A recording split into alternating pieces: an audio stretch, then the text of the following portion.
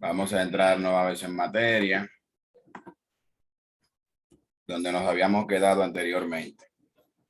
Vamos a dar veo que faltan, bueno, estábamos los mismos 6 que anteriormente.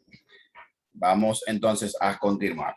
Les hablaba acerca de las retribuciones complementarias por conceptos de asignación de vivienda, ya sea que la vivienda sea alquilada o sea propiedad de la empresa. Entonces ahora vamos a ver cómo se efectúa el cálculo correctamente en el IR 17 cuando se trata de un servicio de vivienda de ese tipo. Bien, así que vamos a ver cómo sería el cálculo.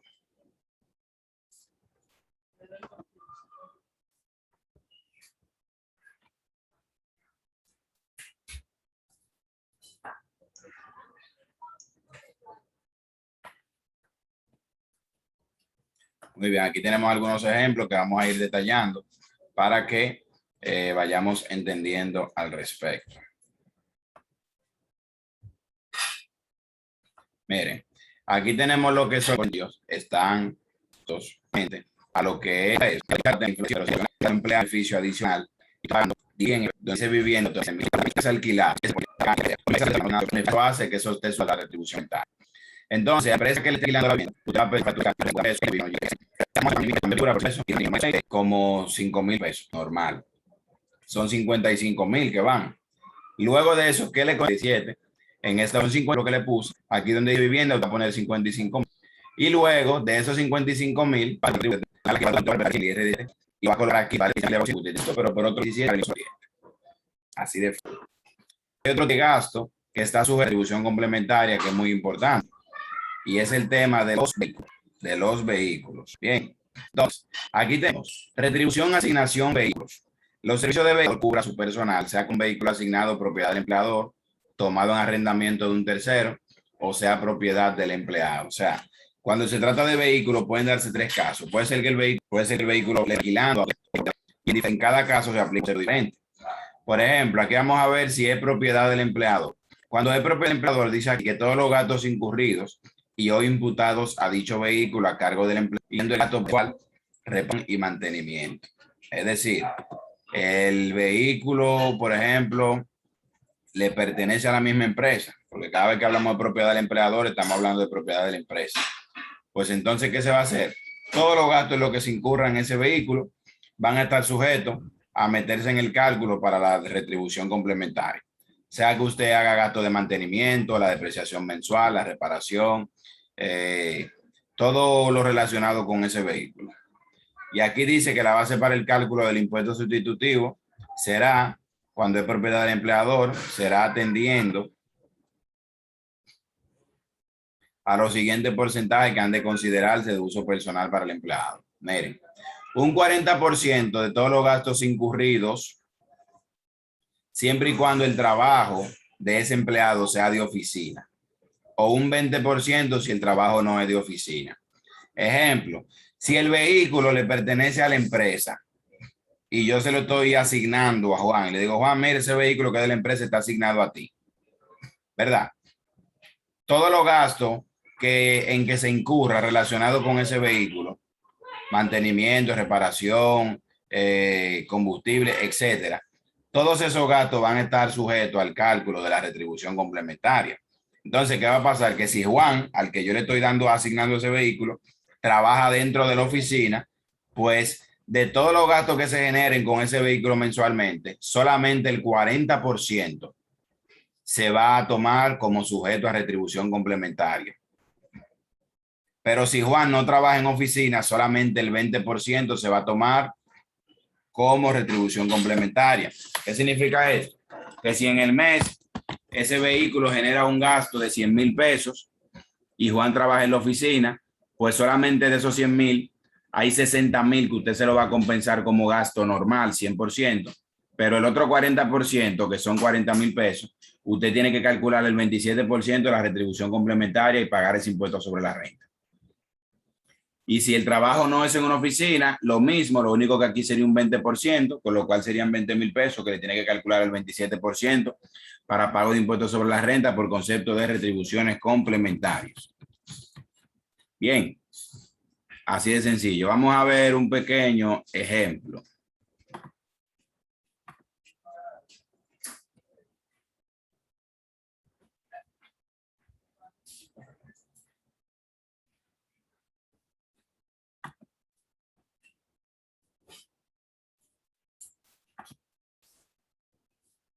Momentico.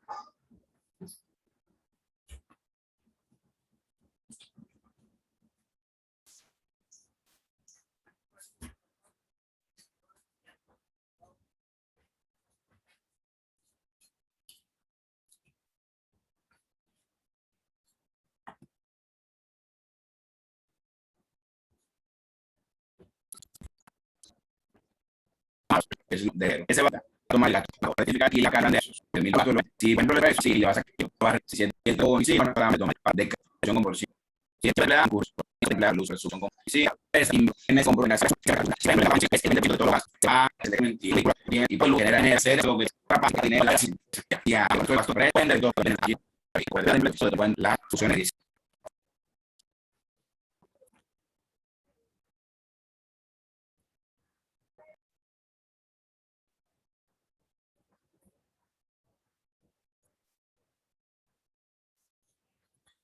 ¿Me escuchan mejor ahora? Estoy teniendo un poco de problema por tal.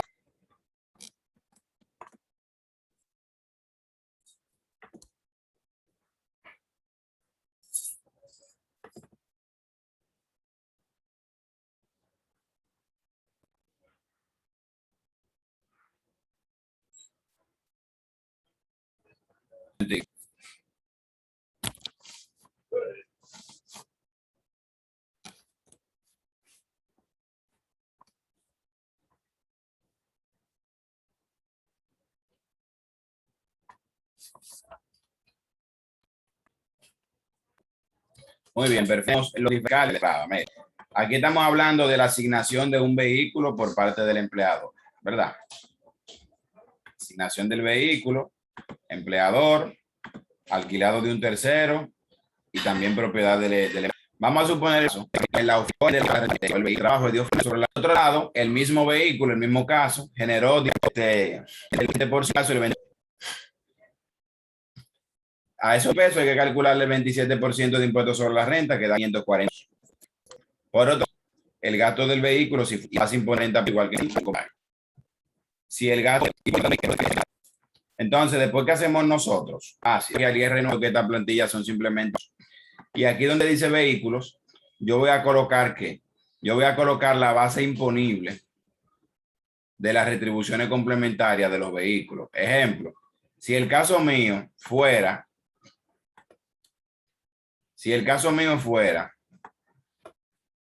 digamos esto que ustedes ven aquí, que hay un gasto de vehículo de 10,000 pesos y el trabajo habitual es de oficina y la base imponible es el 40% de esos 10,000, que el monto imponible equivale a 4,000 pesos.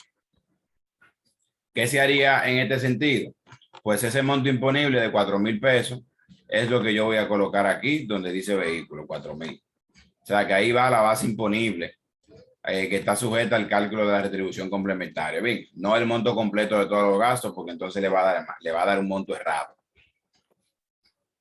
Entonces, en el ejemplo que tenemos, siguiendo ese mismo ejemplo, vamos a suponer que son 4,000. Ponemos 4,000. Después de ello, todos los gastos que se hayan incurrido en una vivienda que se asignó, pues se coloca el 100% de ellos que está sujeto completo a la retribución complementaria. Que podemos poner un ejemplo aquí que diga 20,000 pesos, por ejemplo. Después que aparece personal doméstico. Si también usted le contrata personal doméstico a un empleado como tal, pues también lo que usted pague de personal doméstico, usted tiene que reportarlo aquí como retribución complementaria. De aquí dice descuentos especiales. Mire, en cuanto a descuentos especiales, según lo verificado en la base legal de esto, no hay un detalle específico que le hable con claridad a qué tipo de descuento es que se refiere con exactitud. Sin embargo, un descuento especial pudiera ser un descuento que usted le haga a un empleado donde usted le venda al mismo por debajo del costo. Todo lo que usted venda por debajo del costo a ese empleado como tal, pues eso sería un descuento especial. Y esa diferencia usted la podría colocar aquí porque va a estar sujeta a el pago de las retribuciones complementarias. Por otro lado, asistencia educacional. La asistencia educacional, si usted, por ejemplo, le paga a el empleado algún curso, alguna capacitación, algún taller que no está vinculado con el giro del negocio o que no está vinculado con la actividad a la que él se dedica, estará sujeto a la retribución complementaria también. ¿Qué usted haría en este caso? Si, por ejemplo, usted, el empleado es el gerente de contabilidad de finanzas y usted le paga un curso de, digamos, de esquiar, eso no tiene nada que ver con su función ni con la empresa. Entonces, ¿qué se haría en ese caso? Que donde usted haga ese curso le tienen que dar una factura de crédito fiscal, usted la va a reportar en el 606 como un gasto, pero también tiene que reportarlo aquí como una retribución complementaria para pagar el impuesto correspondiente. Prima de seguro de vida. La prima de seguro de vida que se le dé a uno o varios empleados, pero no a toda la empresa, de manera individual, pues entonces estarán sujetas a este pago de retribución complementaria y por ende tienen que reportarse como tal aquí. Bien. Perfecto. Luego de ello, aquí tenemos los gastos personales. Esos son gastos que usted hace específicamente para el personal de la empresa, como comprarle un almuerzo y cosas así por el estilo, que no tienen que ver nada con la empresa, pero que usted lo hace con alguno de ellos. También eso aplica para eso. Planes de seguridad social, cualquier tipo de plan de seguridad social diferente a los beneficios que tiene la TCS, usted lo colocaría ahí, ya que lo verificado en la base legal no abunda más a qué se refiere exactamente. Vacaciones que usted le pague a ese empleado para irse a cualquier lugar, etcétera, que es algo que no tiene nada que ver con la empresa tampoco. Si usted se lo quiere compensar como gasto, se lo compensa, pero paga el impuesto aquí reportando el monto de la retribución complementaria. Afiliaciones a entidades. Si usted, por ejemplo, tiene un empleado y usted lo afilia a una entidad, vamos a suponer que lo afilió a un club de golf. ¿Qué tiene que ver el club de golf con el trabajo que hace la empresa? Nada. Por tanto, si usted se quiere compensar ese gasto del club de golf, usted lo registra como tal, pero por otro lado, tiene que reportar el monto aquí como una retribución complementaria para pagar el impuesto correspondiente. Bien, así de sencillo. Y otros es para cualquier tipo de retribución que no esté incluida dentro de las anteriores. Al final, el sistema le suma todo esto, que son 24,000, y esos 24 yo me voy aquí para el IR17 y los coloco aquí. Y el sistema al lado me calcula el 27% de eso como retribución complementaria. Y al final yo pago la parte de la retribución más la parte de las retenciones que yo hice de impuestos sobre la renta a los terceros, que sería al final 25,480 según este ejemplo. ¿Ven? Y ya hasta ese punto, pues ya hemos concluido esa parte del IR17 y ahora vamos a entrar al IR1. En lo que yo voy abriendo el IR1, si alguien tiene alguna duda, aproveche el escenario para que me pregunte y así vamos ahorrando tiempo y le voy aclarando.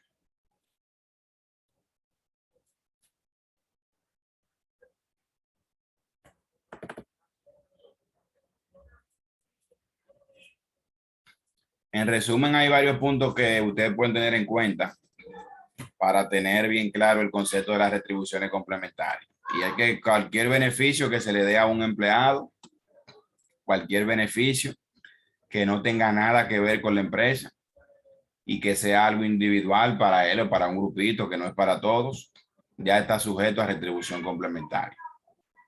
Bien, y en el caso de las viviendas, el 100% de todos los gastos incurridos hay que calcularle su retribución. Y en el caso de los vehículos, tiene unos parámetros que a veces un 40, a veces un 20, a veces un 10, que es simplemente consultar la tabla. Hay muchas empresas, no lo dude usted, que quizá han reportado muchos gastos que deben estar sujetos o que deben no, que están sujetos a retribución complementaria. Sin embargo, solamente reportan el gasto, no lo dude. Pero no reportan el IR17 con la retribución complementaria. Todo eso es normal que suceda. pero el hecho de que lo hagan así no quiere decir que esté bien, porque la DGI un día puede darse cuenta de eso, puede auditarle, puede fiscalizarle y encontrar esas anomalías como lo he visto yo que se la han encontrado a otros.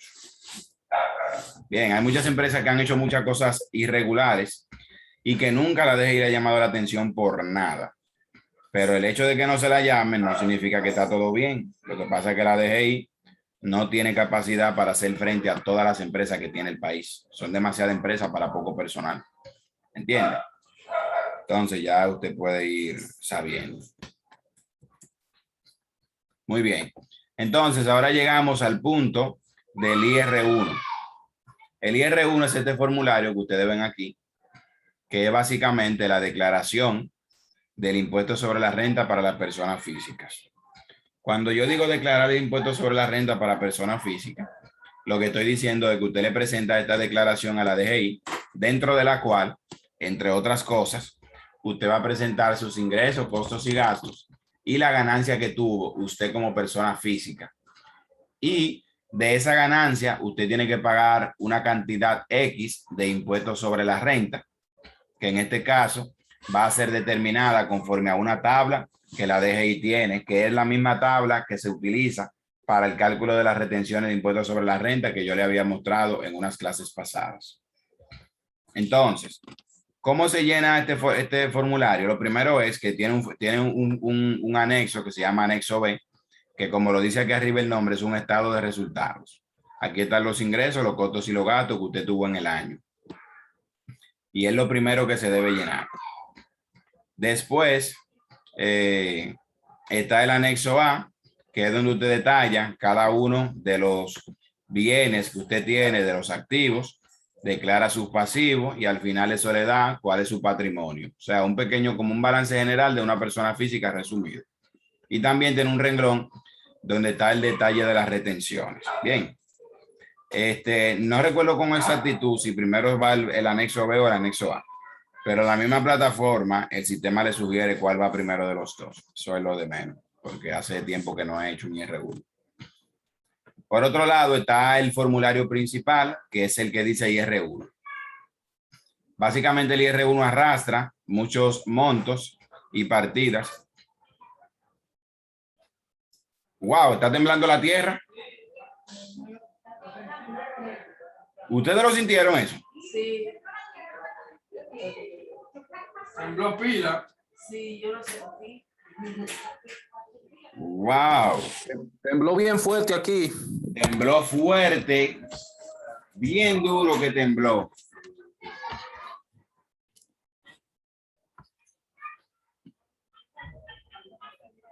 Wow.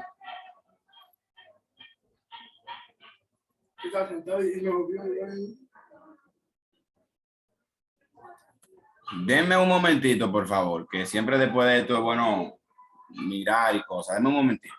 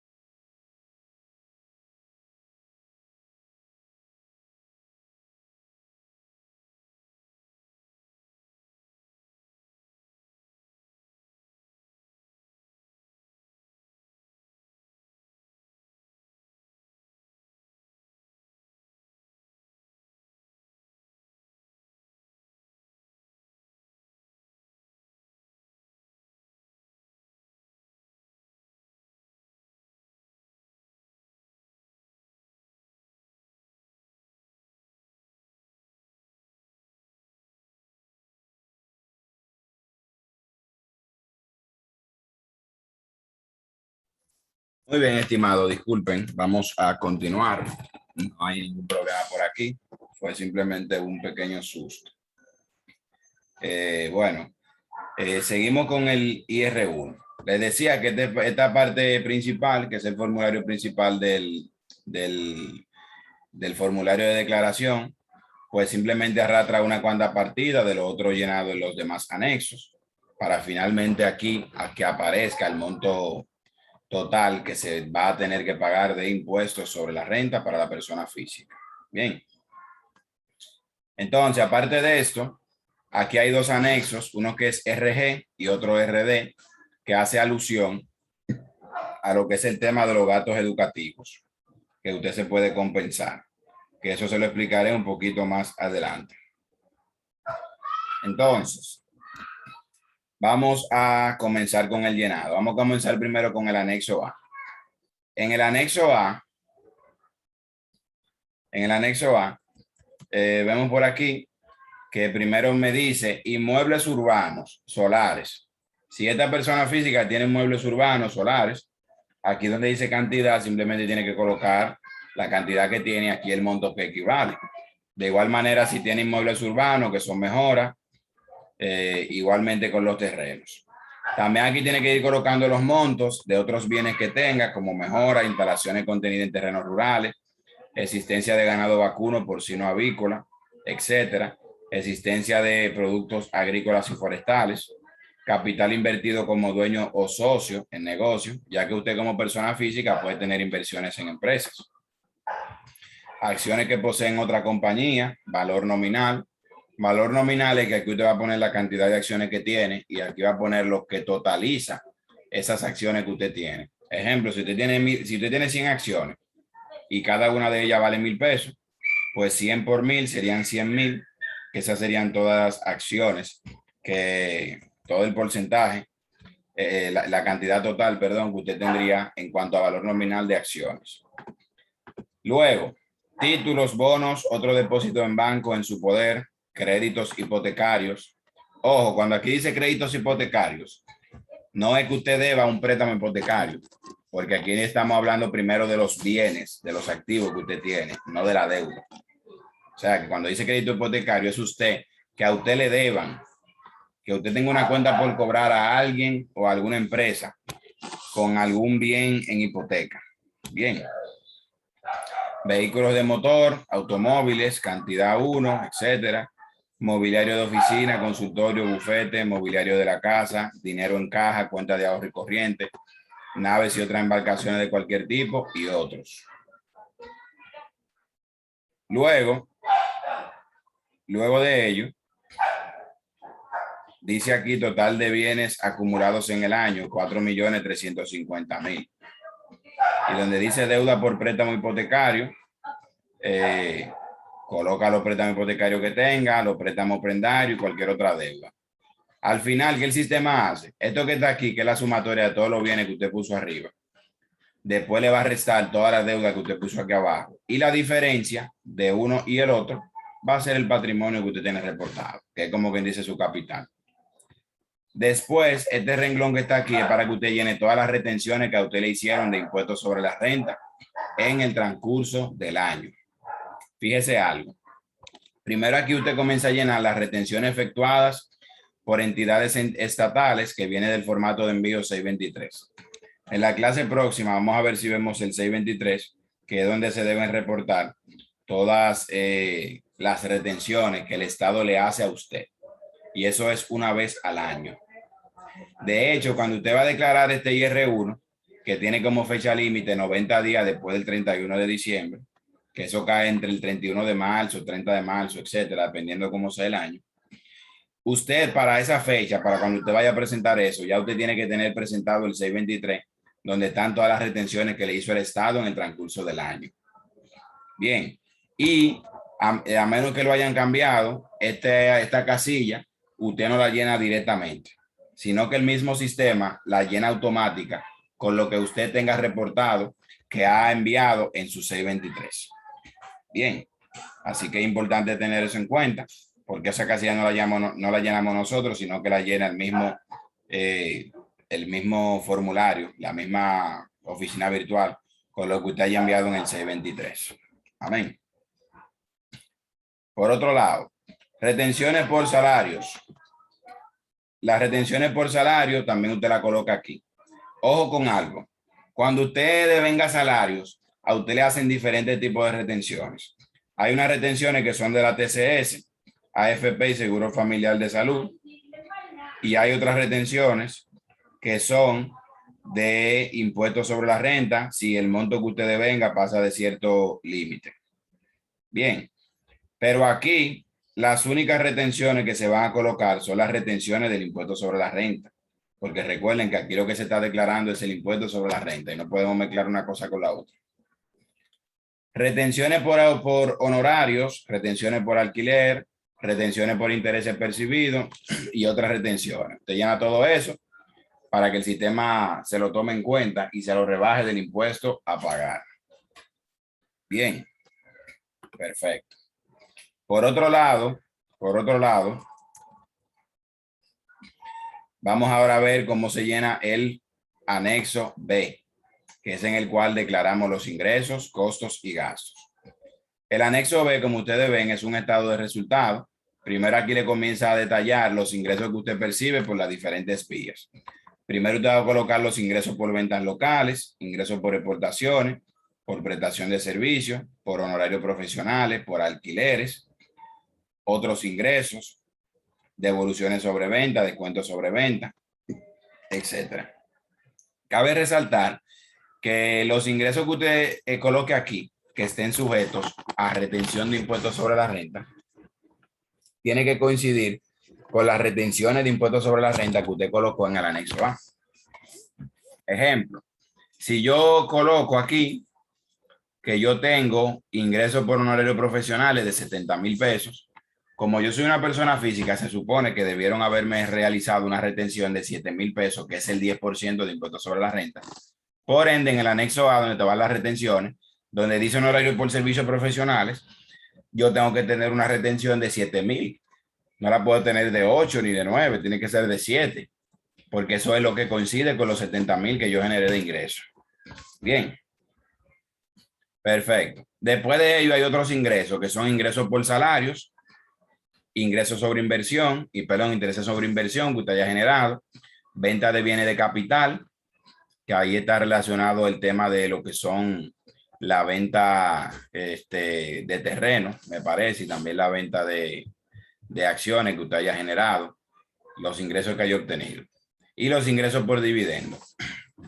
Entonces, detallando esto, los ingresos por salario aquí usted lo tiene que colocar bruto. ¿Qué significa bruto? Que si usted en el año ganaba 1,000,000 de pesos, pero a usted le descontaban de la TCS, vamos a suponer, por tirar un número cualquiera, 100,000 pesos y le quedaban 900, y aparte de eso a los 900 le hacían otras retenciones de impuestos sobre la renta, etcétera. Usted aquí en salario no va a poner lo que le quedó neto, no. Tiene que poner el monto bruto con todo, sin ningún tipo de descuento ni de nada. ¿Por qué? Porque lo que le hayan descontado, nosotros no lo rebajamos por otro lado. Y si aquí usted pone el neto y también pone la rebaja por otro lado, entonces se está rebajando el mismo monto 2 veces.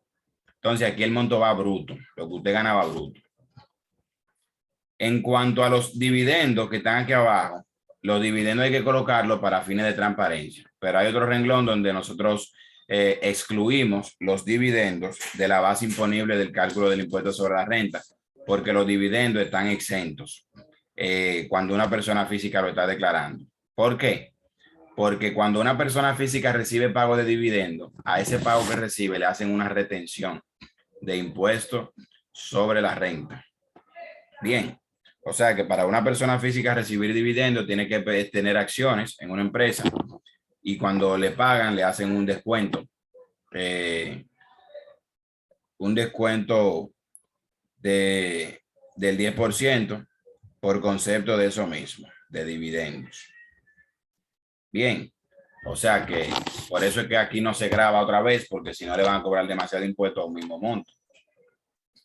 Continuamos.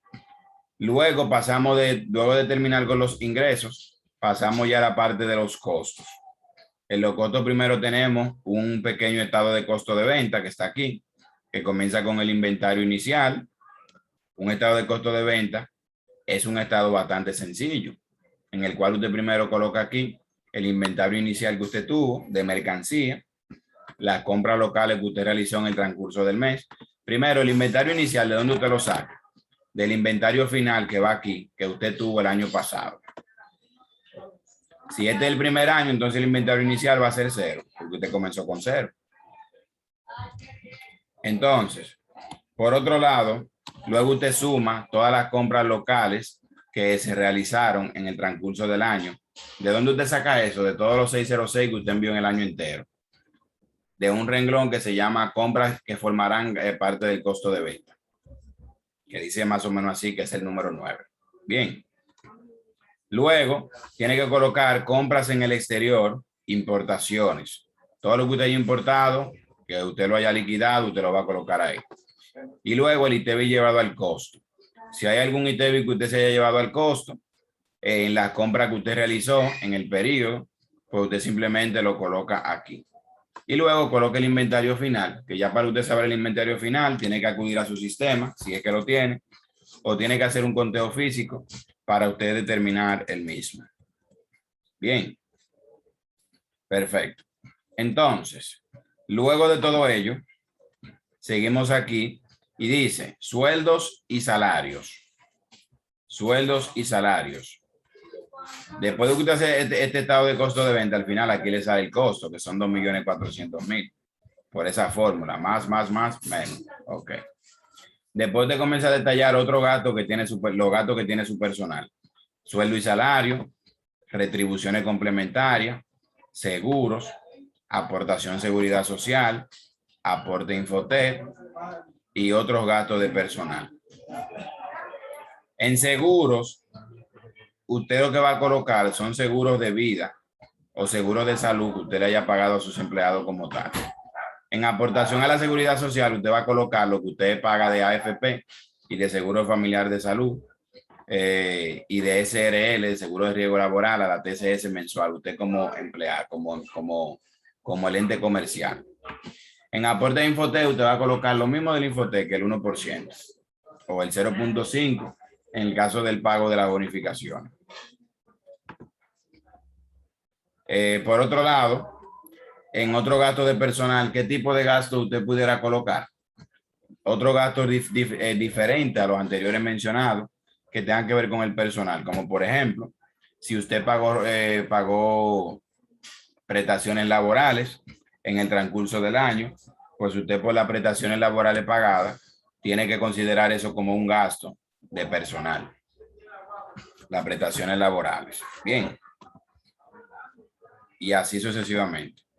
Por otro lado, pasamos con otros gastos. Aquí están los honorarios por servicios profesionales, honorarios por servicio del exterior, por servicio del exterior, personas físicas y morales, factura de energía eléctrica, factura telefónica, suministro de combustible, seguridad, mensajería, transporte y otros servicios, y otros gastos por trabajo, suministro y servicio. Miren, la realidad es que para usted tener todo eso clasificado así como se lo detalla, usted tiene que tener eso debidamente organizado y llevar un control mes a mes y momento a momento. Si usted no tiene ese control, usted puede poner todo en otros gastos por trabajo, suministro y servicio. Y el sistema se lo va a pasar y no creo que eso le genere ningún tipo de inconveniente de todos modos. Bien. Perfecto. Entonces, luego pasamos al renglón de los arrendamientos que se coloca aquí. Esos son todos los alquileres que usted haya pagado en el transcurso del año.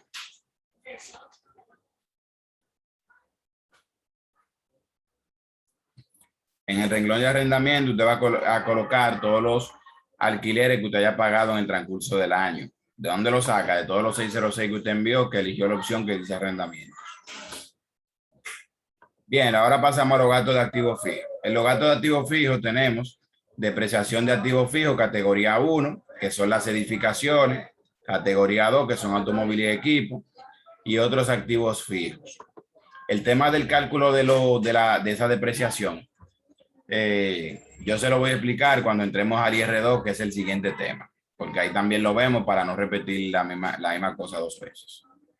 Pero de antemano le digo que los activos fijos se deprecian utilizando el método de saldo decreciente y las edificaciones son un 25%, automóviles y equipos son un 15%, y otros activos y los categoría 3 son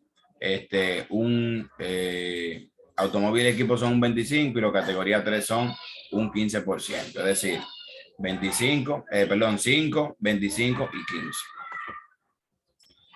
Por otro lado, aparte de la depreciación, también tenemos las reparaciones o mantenimiento de los activos fijos, como aquí lo detallo, y la amortización de bienes intangibles. Una amortización de un bien intangible puede ser que usted tenga un activo, como por ejemplo una patente, y que la patente dure 10 años y que le costó 10,000 pesos. Quiere decir que cada año usted tiene que registrar un gasto de 1,000 pesos, que es equivalente a la pérdida de valor que va teniendo esa patente en el tiempo. Bien. Perfecto. Continuamos. Entonces, ahora tenemos los gastos de representación. Estos gastos de representación se refieren a relaciones públicas, publicidad, viajes, promociones y otros gastos de representación. ¿De dónde usted saca eso? De todos los 606 que usted envió en el año entero. Si usted no lo tiene clasificado, usted pone todo en otro gasto de representación y como quiera no hay ningún problema. Después pasamos a otras deducciones admitidas, que eso también está en los 606 que usted envió en el año entero. Y aquí está la prima de seguro. Aquí está la proporción de ITEVI pagado en operaciones exentas. Y también está la destrucción de inventario autorizado por la DGI. ¿Qué significa la destrucción de inventario autorizado por la DGI? Esto significa que cuando usted, por ejemplo, resulta que compró una mercancía y la mercancía se dañó, se la robaron, etcétera, para usted poderla colocar como un costo y que la DGI se la acepte, usted tiene que tener eso demostrado. Y en el caso del inventario que se daña, que se vuelve obsoleto, usted tiene que comunicarse con la DGI para que le envíen un inspector y que el inspector chequee y constate que verdaderamente esa mercancía no sirve y se destruya por completo delante de él. Y así usted puede registrar eso como costo y no va a tener ningún problema. Pero si no lo hace así y la DGI en un momento le verifica, puede tener serios problemas. Entonces, por otro lado, tenemos ahora los gastos financieros. Gastos financieros, aquí están divididos en por préstamo con instituciones financieras locales, entidades del exterior, entidades relacionadas locales, entidades relacionadas del exterior y personas físicas.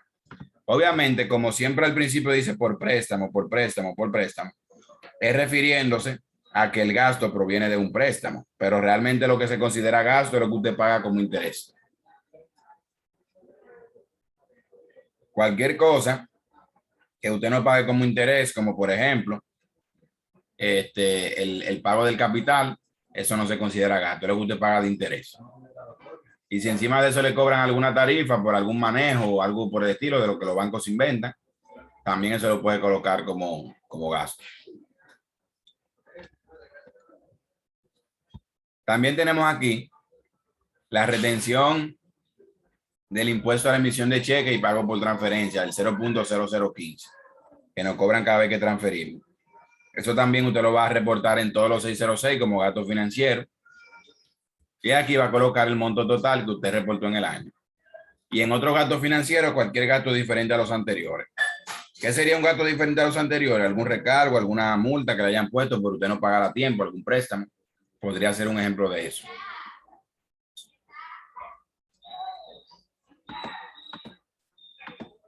Luego, tenemos por pérdida en venta de activos depreciables o gastos extraordinarios. ¿Qué significa eso?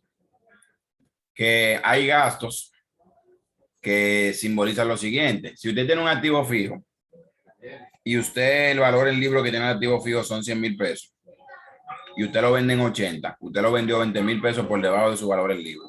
Esos 20,000 son una pérdida en venta de activos depreciables y usted tiene que colocarla como un gasto. Ahí, y ya. Aquí está la opción de pérdida en venta de bienes y capital. Si usted trata de darle clic, usted verá que eso está inhabilitado.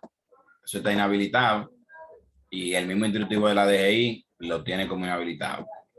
Y otro gasto extraordinario que usted haya tenido diferente a los anteriores. En resumen, eso es según lo que le vaya diciendo, colocar sus ingresos, sus costos y sus gastos. Después, pasamos a la parte principal del IR1, que esta es la parte donde ya vamos finalmente a liquidar el impuesto sobre la renta de esta persona física.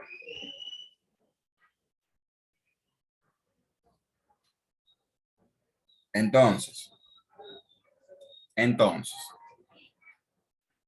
aquí el sistema me trae lo siguiente, me dice ingresos, 16 millones y pico, ingresos brutos sujetos al pago de anticipo y el beneficio pérdida neta antes del impuesto. Ok. Fíjense en estas dos casillas, aquí dice gastos no admitidos. Los gastos no admitidos son cualquier gasto que yo haya colocado en el anexo B que para fines de impuesto no aplique, que no valga.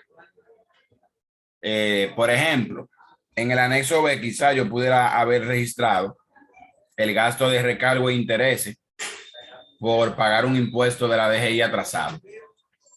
Eso financieramente es un gasto que es totalmente válido. Sin embargo, ante la DGI fiscalmente no es válido. Entonces, si usted lo colocó, simplemente aquí se lo ajusta. ¿Cuál sería el sentido de hacer este tipo de reportes?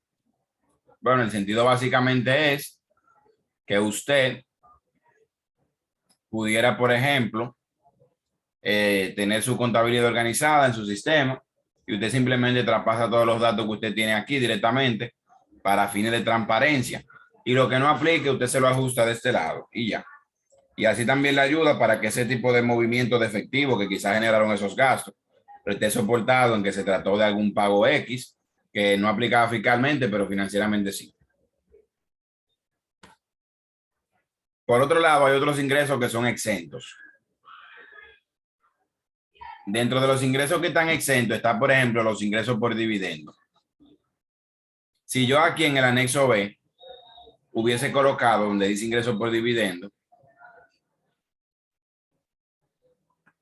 aquí algún monto, ese mismo monto tengo que colocarlo aquí como ingreso exento, porque lo coloco es para fines de transparencia, pero ya no se puede grabar, no se le puede cobrar impuesto a ese dividendo, porque ya se le ha cobrado impuesto varias veces. Bien. Por otro lado, otro tipo de ingreso exento es, por ejemplo, el monto que a ustedes retienen de AFP y Seguro Familiar de Salud, que son las retenciones de la TCS. Como en el anexo B yo le dije que los ingresos por salario usted lo tiene que colocar bruto. Entonces aquí delante, usted va a colocar las retenciones que le hayan hecho al respecto. Bien. Y de esa manera, usted no va a tributar por ese monto que le retuvieron. Continuamos. Ahora llegamos a este punto que dice renta neta o pérdida. La renta neta o pérdida que aparece aquí es la ganancia o pérdida que lleva acumulada hasta el momento, según los datos que hemos suministrado. Y hasta el momento vemos que lo que hay es una ganancia de 12.186.342.92. Bien, 12.186.342.92.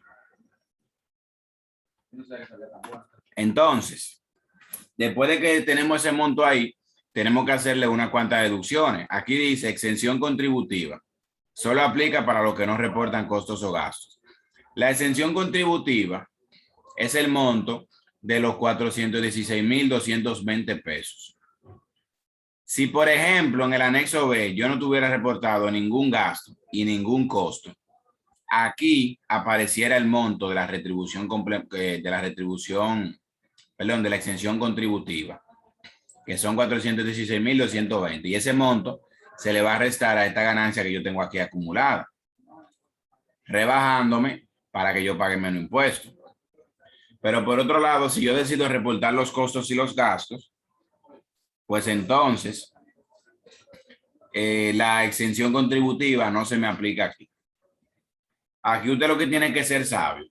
Si los costos y los gastos que usted tuvo en un periodo son mayores de 416,220, pues entonces mejor usted coloca sus costos y gastos que le conviene más, porque tiene más costos y gastos que exención contributiva. Pero si sus costos y gastos son menores de 416,220, mejor coloque la exención contributiva de ese monto que le conviene más. Ahí usted elige cuál de los dos usted quiere. Y los dos son válidos. Luego aquí hay un renglón que dice exención gastos en educación. No exceder 10% de la casilla 4-5 y el 25% de la exención contributiva. Exención gastos en educación, no exceder el 10% de la casilla 4-5 y el 25% de la exención contributiva. ¿Qué significa esto? Que de todos los gastos que usted reporte educativos, que usted puede entrar a la oficina virtual de la DGI y le da una opción en el menú que dice acogerse a ley de gasto educativo o algo similar, y ahí usted llena lo correspondiente. Usted se puede compensar todo, siempre y cuando no pase del 10% de la 4-5. La 4 es esta y la 5 es esta. La diferencia de esta menos esta no puede pasar del 10% de esa diferencia, lo que usted coloque aquí. Pero tampoco puede pasar del 25% de la exención contributiva. Y vemos que aquí hay 104,055. Entonces vamos a ver algo. Estos dos anexos son los que son relacionados con los gastos educativos. Fíjense lo siguiente. Aquí en el anexo RD, que usted lo llena en la oficina virtual, en la opción de acogerse a gastos de ley educativo o similar, usted va a colocar los dependientes que usted tiene. Los dependientes son, como lo dice aquí al final, los hijos que usted tenga o usted mismo. Todos los gastos en los cuales usted incurra, que sean de sus hijos o que sean de usted mismo, según lo que dice aquí, usted va a colocar primero a ellos como dependientes. Por ejemplo, yo me puse a mí mismo aquí y me puse como contribuyente, como que la persona física soy yo. Pero también si tuviera hijos, coloco a los hijos míos ahí y aquí al lado simplemente elijo la opción que dice hijo y ya. Y así voy llenando parte por parte. Bien, así voy llenando parte por parte. Entonces, después de que ya tengo eso lleno, se llena otro formulario, que es este, que aquí es donde finalmente yo reporto todos los gastos que yo he efectuado.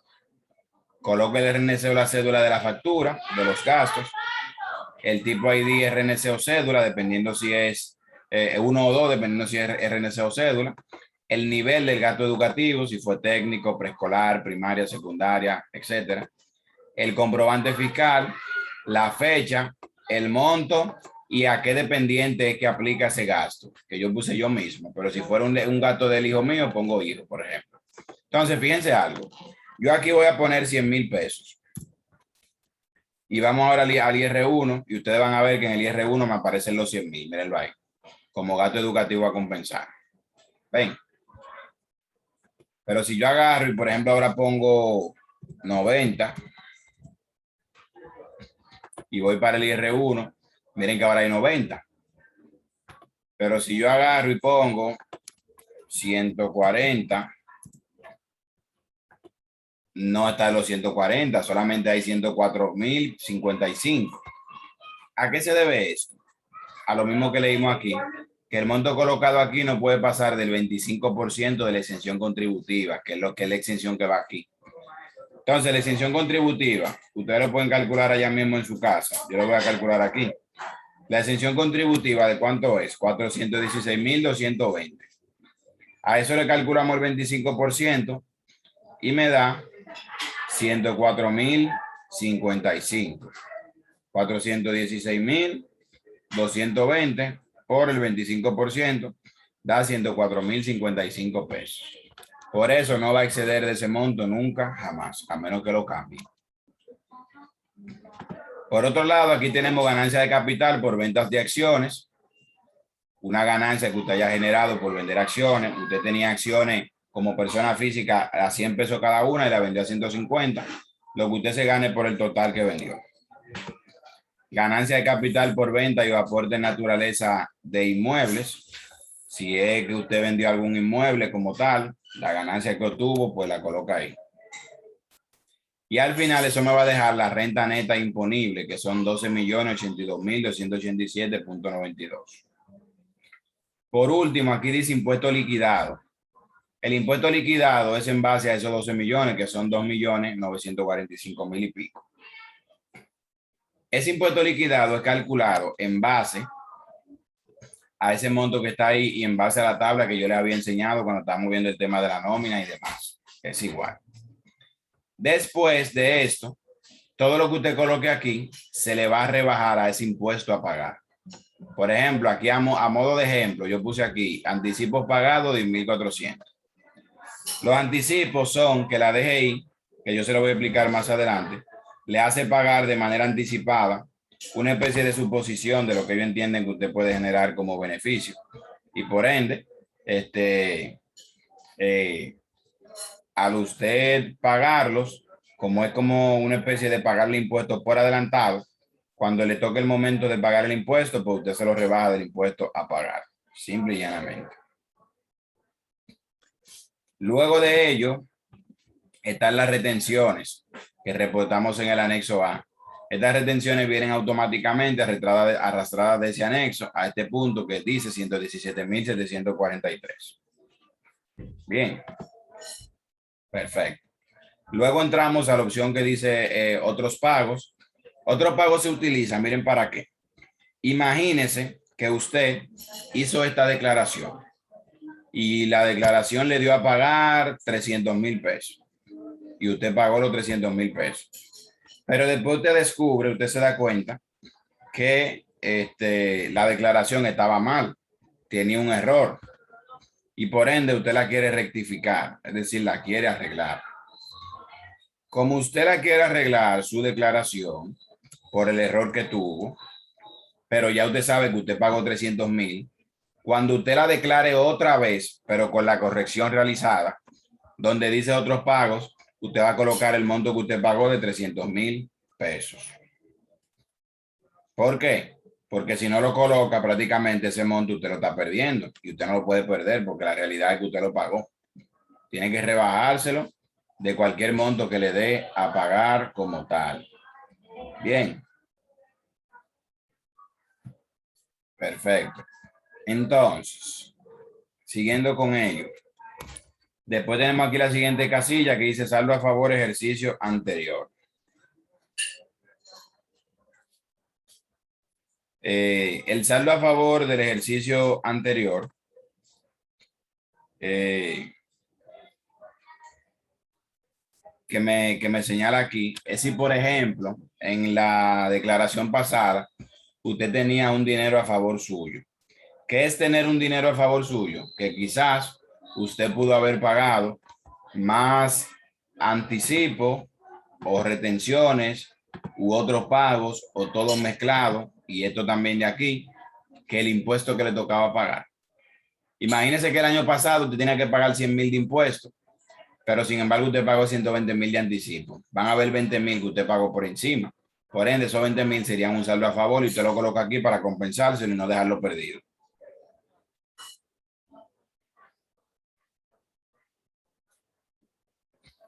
Entonces, después de que llenamos esta parte, ya el IR1 está totalmente completado. Aquí donde dice saldo a favor es en caso de que yo haya pagado más del impuesto a pagar. Me saldría un saldo a favor aquí en vez de salirme ese monto que lo debo. Voy a poner un ejemplo. Imagínense que de anticipo yo pagué 3 millones de pesos.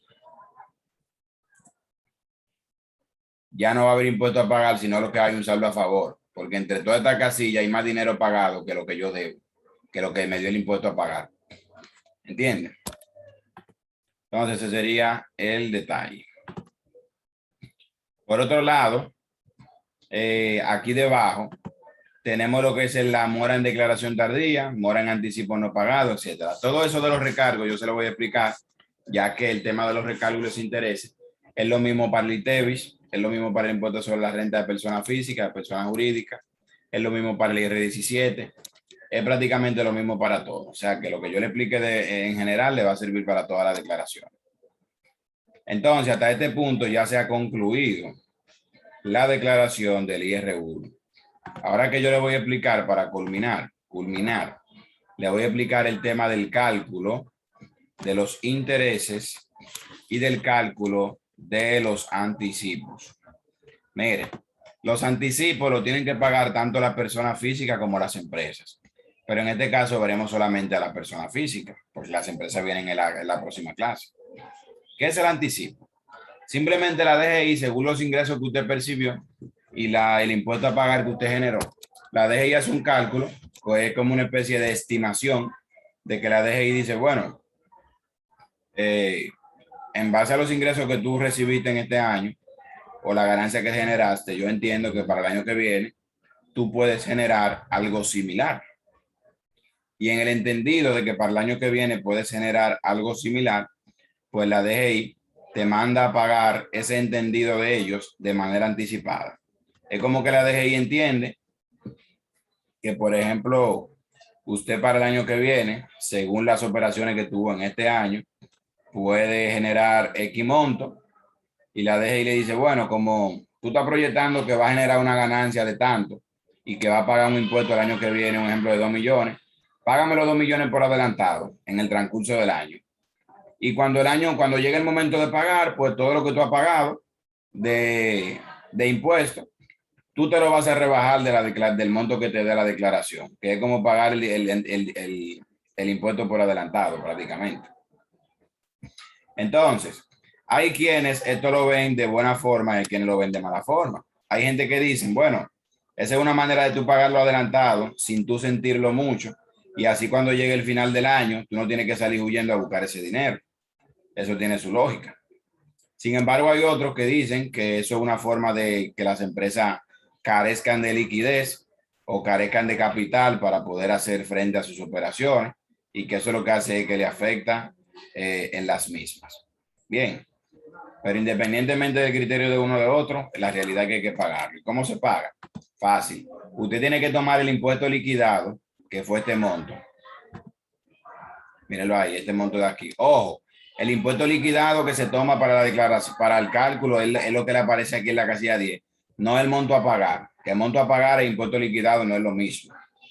Entonces, el impuesto liquidado es el monto. El impuesto liquidado es el monto que se tiene que pagar como tal. Perdón, que salió a pagar de impuestos. Aunque después usted se haga cierta rebaja. Bien, entonces, a ese monto, usted lo va a dividir en 3 cuotas. Usted va a pagar como anticipo el 50% del impuesto liquidado que le dio la última declaración, más tardar el 30 de junio, el 50%, que sería este monto. El 30% más tardar el 30 de septiembre y el otro 20% más tardar el 31 de diciembre. Básicamente, eso es lo que usted va a pagar. Bien. Única y exclusivamente. Eso es lo que usted va a pagar. Entonces, cuando llegue la declaración del siguiente año, todo eso que usted pagó, usted se lo va a rebajar del impuesto. O sea que si el impuesto le da eso mismo, usted no va a pagar nada. O si el impuesto le da menos de eso, usted encima de que no va a pagar nada, se va a quedar con un saldo a favor. Por otro lado, el cálculo de los intereses y los recargos, ¿cómo aplica? Dice aquí el cálculo de intereses y recargos de la siguiente manera. Los recargos son un 10% por el primer mes o fracción de mes y un 1.10% por cada mes de manera ilimitada. ¿Qué significa esto? Cuando decimos que un 10% de recargo por cada mes o fracción de mes, significa que si usted dura un mes completo atrasado con el pago de un impuesto, se le va a cobrar el 10% por ese primer mes de recargo. Pero si no fue un mes completo que usted duró atrasado y duró un solo día, pues como quiera se le va a cobrar el mismo 10%. Ejemplo, si a usted le toca pagar el ITEVIS el día 20 y usted lo pagó el 21 con un día de retraso, tiene que pagar el 10% de recargo. Pero de la misma manera, si usted lo paga el día 20 del mes siguiente, que ya se cumple el mes completo atrasado, también paga el mismo 10%. A ese 10% se le añade que usted va a pagar un 1.10% de interés indemnizatorio. Eso es en el primer mes. A partir del segundo mes que usted tiene de atraso, ya al 10% de recargo que usted tenía, se le va a sumar un 4% y ya un 14%. Y al 1.10% de intereses que tenía, se le va a sumar un 1.10% más y ya va a ser 2.20%. Lo mismo va a pasar el siguiente mes, se le va a añadir otra vez la misma cantidad y así sucesivamente de manera ilimitada. Bien. Entonces, vamos a poner un ejemplo. Aquí dice monto atrasado, 10,000 pesos. Un ejemplo de alguien que se atrasó con un impuesto que tenía que pagar de 10,000 pesos. Si la persona, vamos a suponer que tiene un mes de atraso o una fracción de mes, va a pagar 1,110 pesos de esos 10,000 como recargo de intereses. ¿Por qué? Porque como tiene un solo mes, va a pagar 10% de recargo y 1.10 de interés indemnizatorio, que al final va a ser un 11.10%. Si tuviera 2 meses atrasado, va a pagar un 16.20%. Si tuviera 3 meses, pues pagaría un 21.30%. Y así sucesivamente iría pagando, dependiendo cuál sea el caso. O sea que ahí está bastante sencillo. Otra cosa, en las declaraciones usted no tiene que llenar la parte de lo que tiene que ver con los intereses y los recargos. Eso no lo tiene que llenar, porque el sistema le hace el cálculo solo de manera automática.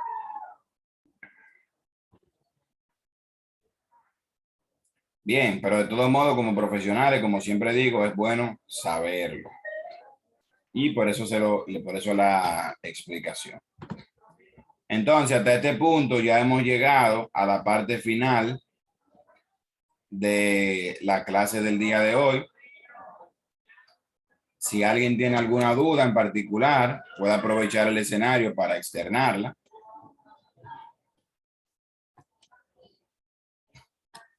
Vi que se cortó un poco. Les decía que si alguien tiene alguna duda en particular, puede aprovechar el escenario para preguntar al respecto. Ya en la clase que viene del jueves, vamos a ver el tema del IR2, la clase completa, entera, para solamente ver el IR2, que es la declaración de impuestos sobre la renta como esta, pero para personas jurídicas que tiene sus diferencias.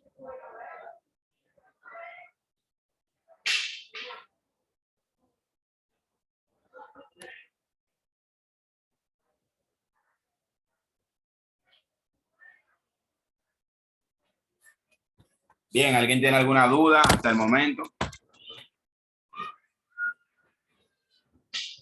Les recomiendo que pregunten, que están un poco callados, y si no preguntan por aquí, pregunten por el grupo, que preguntando es que se complementa el conocimiento.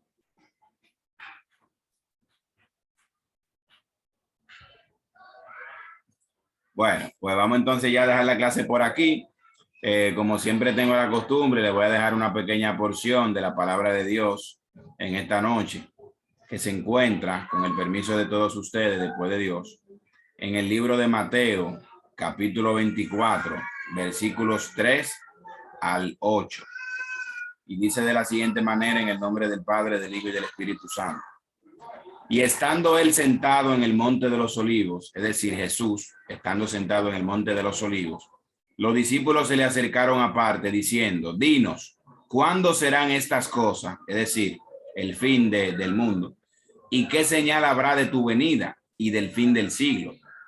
Respondiendo Jesús les dijo, mirad que nadie os engañe, porque vendrán muchos en mi nombre diciendo yo soy el Cristo, y a muchos engañarán. Y oiréis de guerras y rumores de guerra. Mirad que no os turbéis, porque es necesario que todo esto acontezca, pero aún no es el fin, porque se levantará nación contra nación y reino contra reino, y habrá pestes y hambres y terremotos en diferentes lugares, y todo esto será principio de dolores. En pocas palabras, aquí el maestro nuestro Señor Jesucristo está dando algunas pinceladas de algunas de las cosas que van a acontecer en el mundo cuando esté cercana su venida y el fin del siglo. Y observando nuestra realidad del día a día y viendo lo que dice las escrituras, que dijo el maestro acerca de todo esto, el maestro dijo que habrían guerras y rumores de guerra. En todas partes hay guerra y rumores de guerra. También el maestro dijo que muchos iban a venir en su nombre y que iban a engañar a muchos. En pocas palabras, muchos se iban a hacer pasar por Cristo, a hacer pasar por Dios.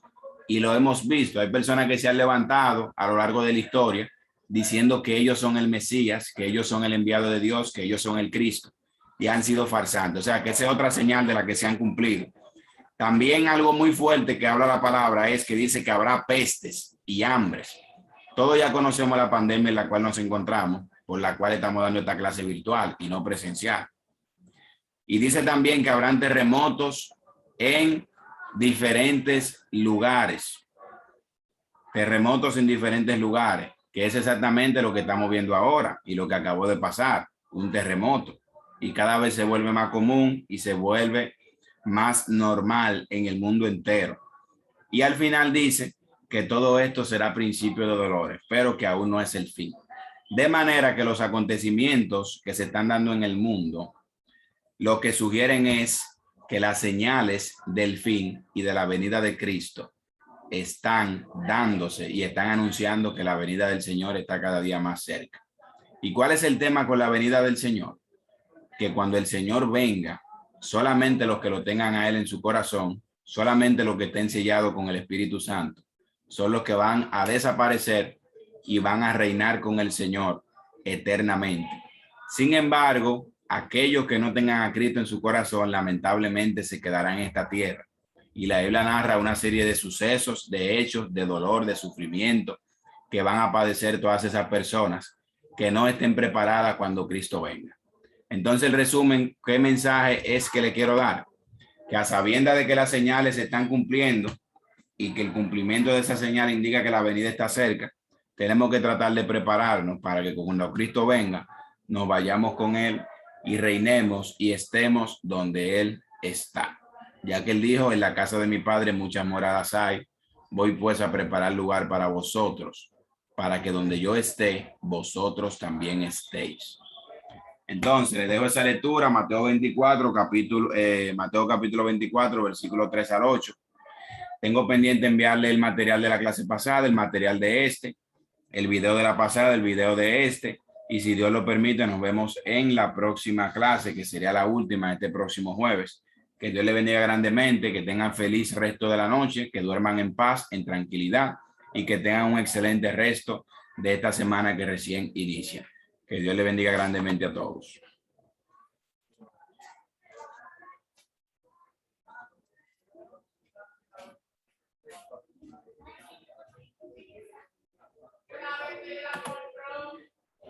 Sí, Perla, esos videos también los voy a verificar para también subirlo.